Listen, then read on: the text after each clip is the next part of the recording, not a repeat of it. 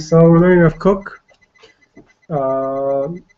If you haven't learned this before, it's probably be different than other types of learning. Because I told me yesterday, Rav Kook sort of just wrote like whatever's coming out of his heart, and it's not really to explain any particular part of the Torah. It's just straight. And sort of our job when we learn it is sort of to say, okay, so what does that mean more specifically? So as we learn it, if you have anything to say in that direction about like, what more specifically this means, so feel free to put in your piece. Okay, so over here we're talking about the concept of Yirat Shamayim. We sort of started off yesterday. I'll just review quickly what the piece we learned yesterday. Yirat Shamayim is definitely a term which needs a lot of clarification. It doesn't sound so good. It definitely, when it's translated as fear, and fear is like our enemy in so many different things. And yet, the Torah talks about Yirat Shamayim all the time. It says, fear Hashem, you have awe, and what Rav Kook is doing over here is thank you. One wants to clarify this question. What are the good aspects? What are the bad aspects? Is it important? Why is it important? So one idea he put forth in the piece we learned yesterday was that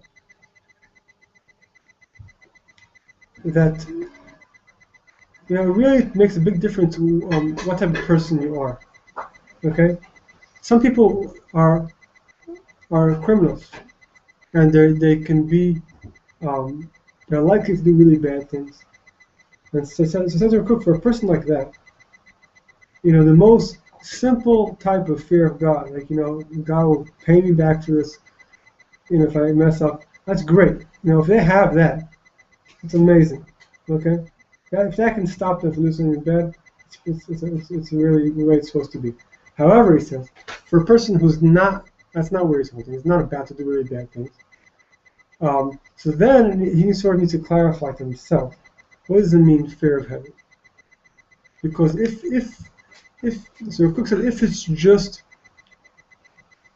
this like frightful feeling that pushes down feeling of life, so it's not really so good, and you have to clarify what is Yirat Shamayim for me. So now we'll see the second piece over here that starts with Dalet. Okay. You got it? It's בתחילתה של הופעת יראת אלוקים על האדם הכללי והפרטי מביאה היא אותו לידי שעמום ובטלנות. So he puts it really straight out. He says sometimes when a person is starting to get into this feeling or idea of fear of heaven, it really has a negative effect on the person. It can bring a person to shi'amum and batlanut. Shi'amum and batlanut is boredom and emptiness. It's like sometimes you have it's like I'm doing my life, and all of a sudden it's like this intense feeling overcomes you, like I'm frozen, I'm paralyzed, I can't do anything.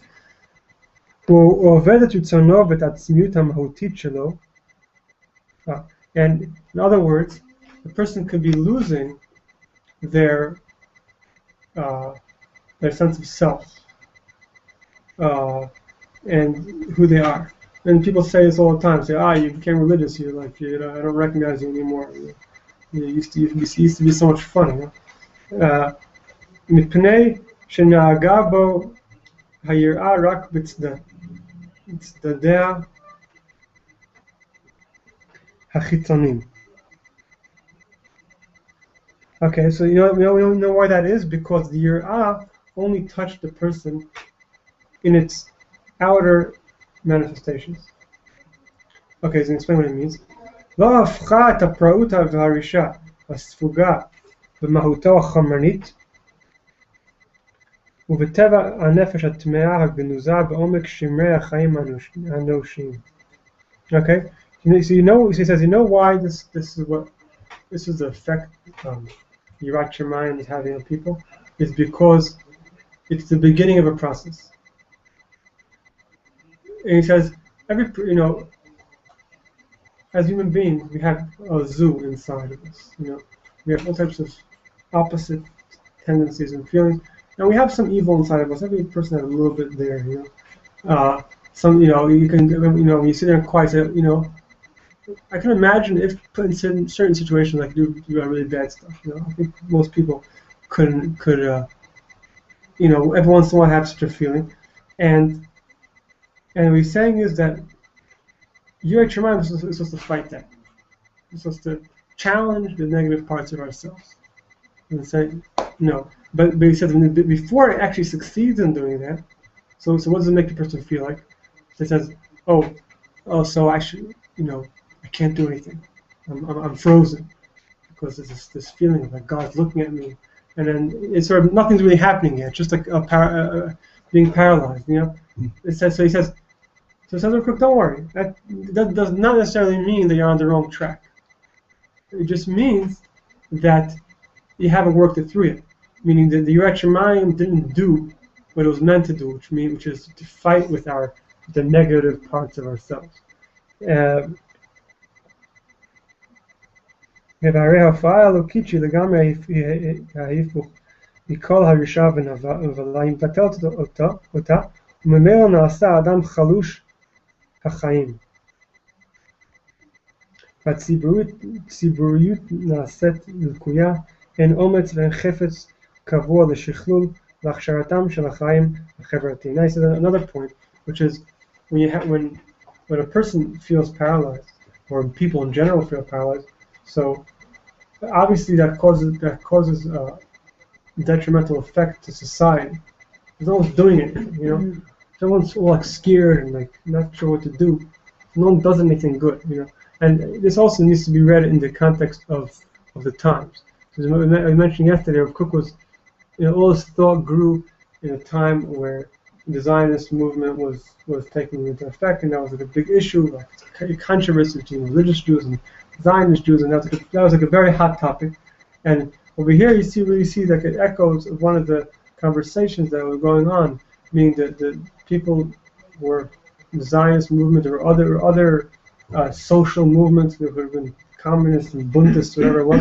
They were saying, listen, religious people are weak because they're so afraid of God, but they don't do anything. But we're like the new Jew, and we just do things, and we take care of stuff. That's a very, you can see that argument has been put forth many times. So fear of Hashem is supposed to help you overcome evil impulses, but in the beginning it becomes more powerless. Exactly. That's what he's saying. Is really that the point is to help us challenge ourselves, But before we get there, we might go through a stage of being a little bit paralyzed, and we sort of feel you don't know what to do. We sort of, you probably know people who are like, every single thing they do, they ask somebody, what should I do? That's a classic, example of that. Someone lost their own sense of choosing. Like, asking you, is this the right thing to do? Right? So what Rav Kook is doing is sort of recognize, saying it's true. The argument that you're putting forth about religious people sometimes being weak has truth to it, and that may be true sometimes.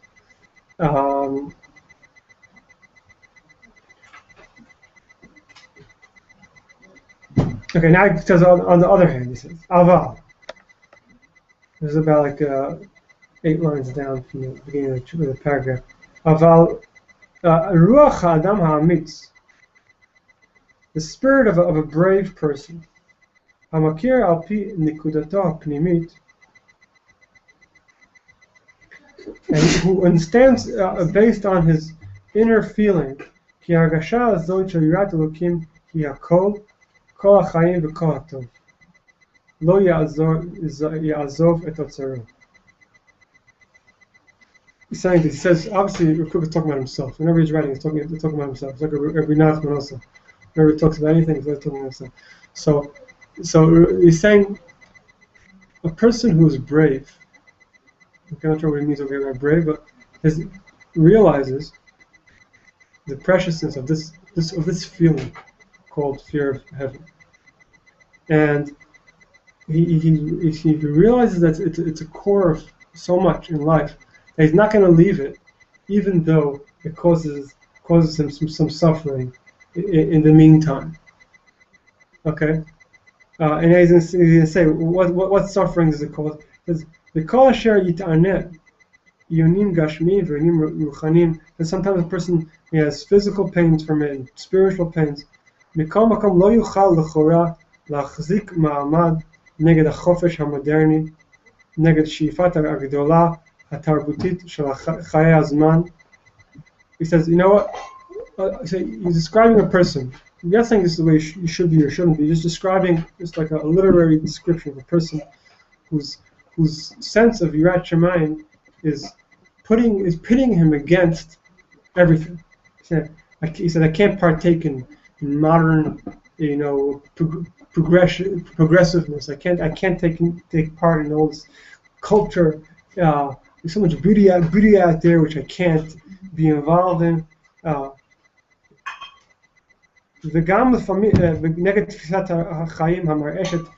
see people out there who are, they're full of life force, and I feel distant from them.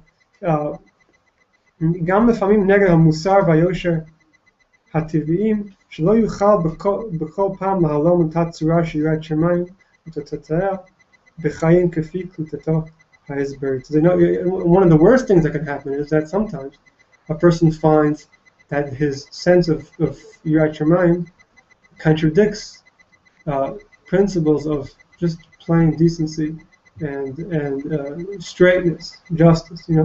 That's a real terrible quandary for a person to find themselves in. It's like a real, like, what do I do with it?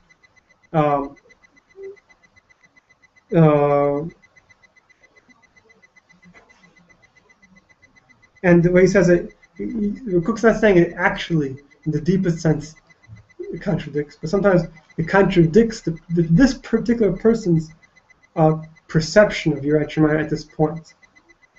Okay? כל אלה לא יוכילו כוח להפסיק את חוט החיים ואת עומק ההסכמה שרק ביראת אלוקים מחסה עוז לאדם. It says, nevertheless, all these troubles that a person feels as a result of their connection to this inner feeling of Yirat Shamayim won't stop them from holding on to this Yirat Shamayim. Instead, what the person does is he clarifies his Yirat Shamayim, makes it cleaner. V'yitarena ya'alena al pisgat ha'mada ha'mevurar v'yatrena b'ziv ha'musar ha'bari. Says, instead of just saying forget it, fear of heaven is a negative force in life. Instead that says Rav Kook says, just learn more, get more clarity about truth, what you think about life, what you think about the world. Think, clarify to yourself what's your perception of right and wrong, and is this contradiction that I'm having between right and wrong really a contradiction? Meaning, do some work, and ישבצנה בהדר חיי עולם בתרבותו, וימלאנה מתק אהבה רוחב הדת. Okay, it's getting very poetic over here. והנועם אשר לעדן העליון, ויחדש בה בגלה את עולם בחיים, בצורה חדשה מלאה הוד, בתפארת גדולה וגבורה. Basically, he's saying is, instead of giving up, you have to take your little kernel of fear of heaven, which at the beginning may cause some strife, and keep on clarifying it, making it pure, making it higher, and then so you'll find that your Yirat Shamayim is really the basis for everything in your life. It's sort of a psychological and spiritual basis. And he ends off with the pasuk of Evan Ma'asu Habonim Haytali Rosh Pina, right? So the stone that the builders despised became the cornerstone. Okay, so this is if you look at this, the meaning of this pasuk in the Kabbalistic literature, the Zohar and others, it's we talk about this pasuk also, and particularly in the Kabbalah, it's connected to the midah of malchut, or shechina, which is in the Kabbalah, it's described as a very passive, receptive trait. It's like the Kabbalah describes all the sfirot as all like one on top of another, coming down, all coming into this malchut, which holds everything. And it says, "Even ma'asu habonim haytali rosh pina." You see the bonim, all the builders, they seem that's just like the thing on the bottom over there, the malchut. But really, it turns out that it's the cornerstone. It's holding everything. So what does that mean in this context? Yirat Shamayim also is a feeling. It's not a strong feeling in the most sense. It's a sense of submission, a sense of fear a little bit, a sense of bowing my head, right? So Ma'asu al-Bonim, saying this seems to be going against all the forces of just life that just flows. He's not afraid. But he says, but when you go through the clarifications, you make it purer and purer, and you and like you're saying, you try to work out your contradictions. Meaning, in the beginning, a person can be so in such an immature stage of religiosity that everything is bad, and you say no, not everything's bad. I just got to clarify things, and then it becomes a Rosh Pina. I know this piece might feel like very abstract. I want to learn it with you because, for me personally, I think it's a very important idea that I look around at different groups and different ways people practice Judaism, and I see there's sort of a dichotomy of either you're very nervous. Like you're always worried about stuff, and that's what you feel is service of God, or you just don't care at all, and everything's about like singing and like very sweet, And I feel that this dichotomy is not good, because Rav Kook is saying a very important point that it's the stone, it's the cornerstone in a certain way.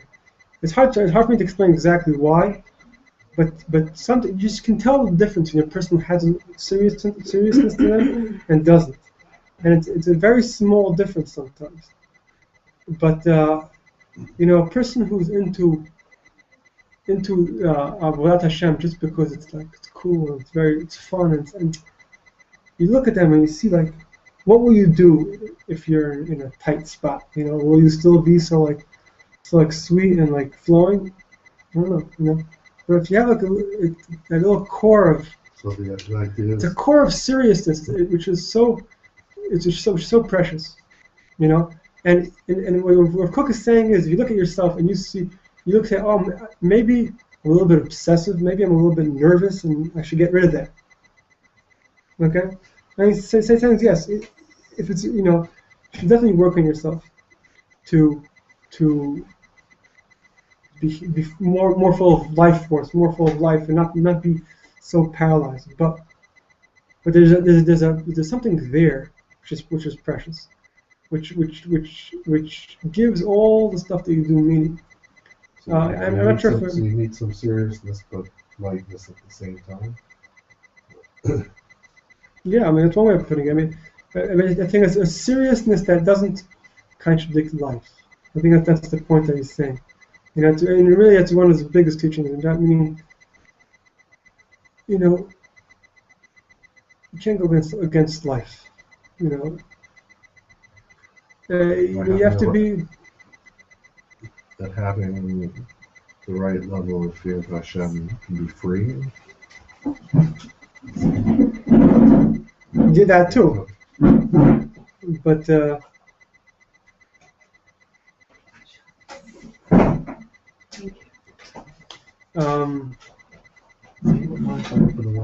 No, shall I do this one? Yeah.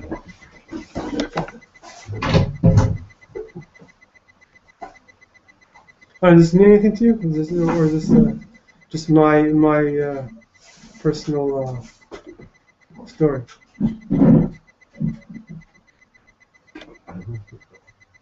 Does what mean? Like It's like this piece. No, I totally hear you. Yeah. Yeah. Do I resonate? Yeah. It's like Yeah, I mean, I think people become parallel. I think it's like in everything, there's a balance that you really need. So you need. So I guess the question it's how do you define what the fear of Hashem should be, so that it doesn't get too paralyzing. yeah. So I'm not sure I'm there at that point. But Cook seems to be defining it as a personal journey. The way he's describing this piece, it's not really something somebody can tell you. It's a clarification you have to make with yourself. You have to, like one of his examples is sometimes, a person's fear of God puts them in situations where they're going against, basic, being a mensch. Okay, it's not a good situation to be in, But but you have to figure things out. So you say, maybe Hashem doesn't want me to do this. Or that'll be one way, Right. There's a story of the rabbi I think that mentioned who, was so afraid of violating Shabbos that he wouldn't talk to anyone. And then, there was no joy in his Shabbos table with his family. So that's the extreme of fear of Hashem, that it becomes paralyzing.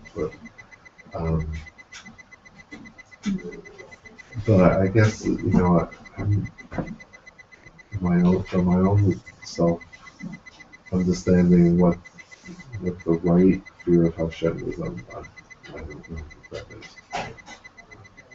And it's the balance between of love. It's like I guess I focus more on trying to love Hashem and feeling loved by Hashem than the fear part. Right. Yeah, but okay, that's but I think Kook is coming exactly to that point. Meaning, the love of Hashem is definitely very big. Oh, good job. We can wish you on Sunday. Will you know there? Okay. Shabbos. Great job. Yeah, I mean his point. He's really saying over here is that without a core of the type of seriousness, then the Ahavat Hashem is sometimes very flimsy. That's the thing, I mean, I think you can use human relationships like that also. Meaning, let's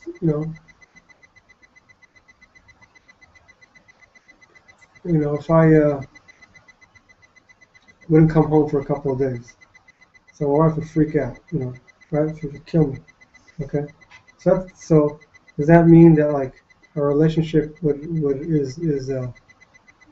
is based on fear and mutual anger?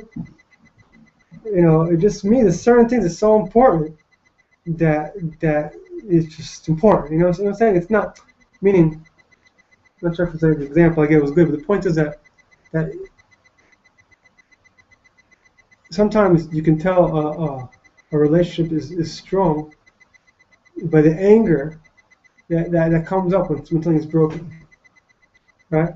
Meaning, everyone has friends who are not really friends. We sort of like happen to be in the same atmosphere, so we schmooze with each other. But like we don't really care if we never see them again. I mean, we have like tons of friends like that. But a friend you'll be angry at if he doesn't contact you.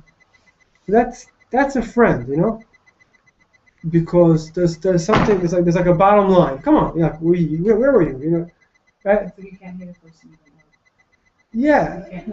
You can't hate a person you don't love, because if you don't care about them, then you don't care enough about them to hate them. Yeah. You hate them, you care about them to hate them, so you actually love them. Right.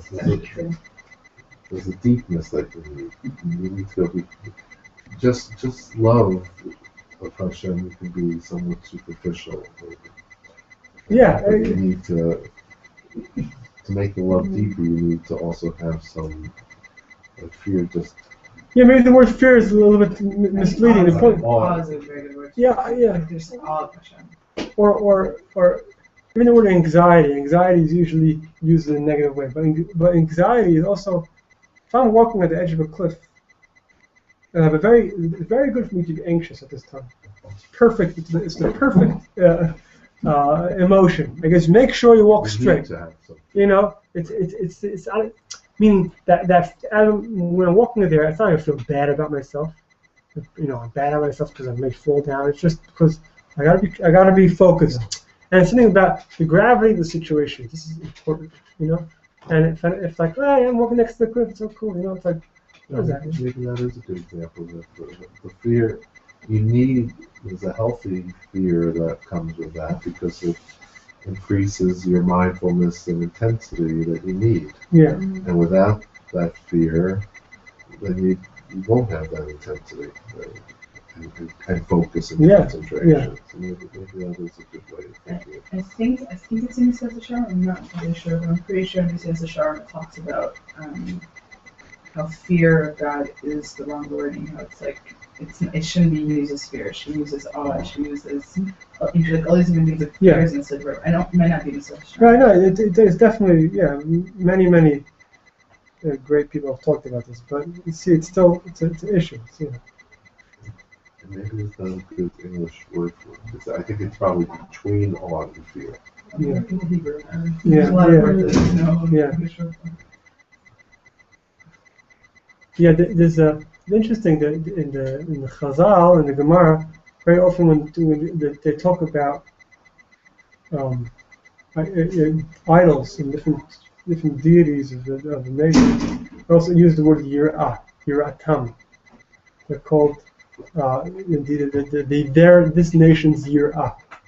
And the Meir Shalach, the Ishbitzer, says an interesting thing. Says very often the people who worship idols would have a certain fear. Like the different nations have different fears, and sort of this particular deity that they worship was a way of calming themselves down. Meaning, like, oh, it's okay. So sort of that's their. A lot of times they're okay, sort of a little different topic, but. All right. Next question. Yes. What's your name? Laya. Right. I've never done Rav Kook before. Yeah. All my friends are very into Rav Kook. Yeah. And I've never. Can you give like a sense of like what he's like? I don't know like what he's about. What he's like. Okay. Good. Yeah.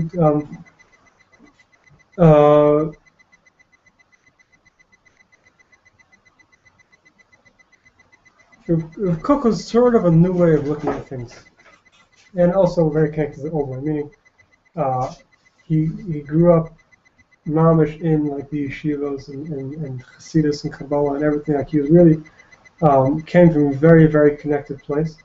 Nevertheless, he was also connected to different streams of Judaism that were going on during that time. The Yiddish writers and the Hebrew writers and the Zionist movement, everything that was going on. He was connected to all of it, and he said, in his general attitude was that you have to teach a harmonious way, that things are taking into account all the things that are going on today, and instead of just having a ghetto mentality of like it's us and them. That's a good, I think that's a very central thing about Rav Kook's teaching, meaning a desire to be wholesome. Now, the way he does that is in a very, like a bird's eye view. It's sort of, as if from Hashem's point of view. It's like, what are these things in history? What's their importance? Like, why are these things happening? And trying to give answers to that. Okay, I mean, it's sort of, you have to sort of read it inside to get like what his different ideas were, but I think he sort of like bridged the nostalgia and the classical cinema. that too. And then I think some say that he incorporates Ishbitzer A little bit. and Yeah. above it, sort of synthesizes a lot of Very- different things. Very Klali. Also, another thing is he was very into the idea of Klal Yisrael, into the general, the Jewish people as a whole. He even had while he was in Eretz Yisrael, there was a group of his followers in Warsaw. They read him a letter. They said they wanted to make a shul, like that's connected to him. So they want to make like a Rav Kook shul. And he said, "No, please, I beg you, please don't do that, because I don't want to become just another group. I want to connect to the wholeness of the Jewish people."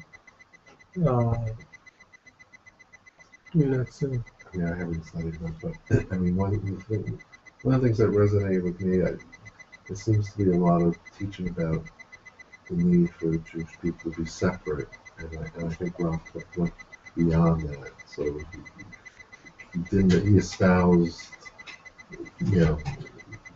to bridge the gaps within Jews, but also even externally with non-Jewish. A little bit, yeah. I mean, Rav Kook basically,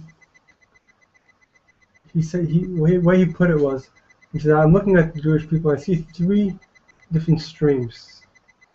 He says, one stream is the Orthodox Jewry. Their main thing is to keep the mitzvot, to do it right, to be faithful to the Torah. Another stream I see is the nationalist movement. They're very into helping the Jewish people physically, making sure they're protected, making sure they have a land, and doing the needs of the community. That's the most important thing. And the third stream, he says, is more universalistic stream, which is that we're not just tied up with Jewish concerns. We're into being people and into human concerns, and we want to move the Jewish people in that direction of being people of the world. And he says, all the controversies of all Jews have to do with the contradictions between these three streams. And he was trying to somehow hold on to all of them. Which is not simple. It's easy from a philosophical point of view, just saying philosophical things, but actual real life, to be able to hold on to all these things, it takes work, and it probably takes generations of development. It's actually, yeah. I'm not going to get to it today, but you can take a look at. There's a piece over here about, because he mentioned it, about love of people in general. Whatever. We'll do it. You can take a look at it. But it's he just one of the things he talks about is we're here. I've had a whole bunch of. It's he talks about needing to overcome the Jewish tendencies of making away with anyone who's outside. There's such a tendency, and we need to overcome that. Like you should stick together and not. No, it's talking more about how to feel. Meaning, let's take up what he said. He says.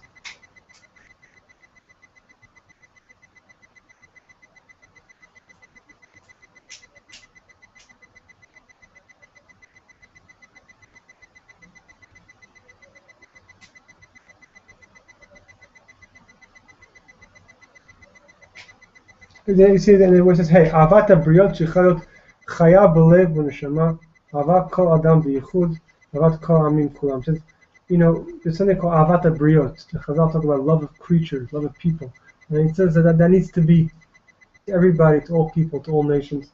And he says, even when you learn Torah, and sometimes he says, you find hints of hateful statements.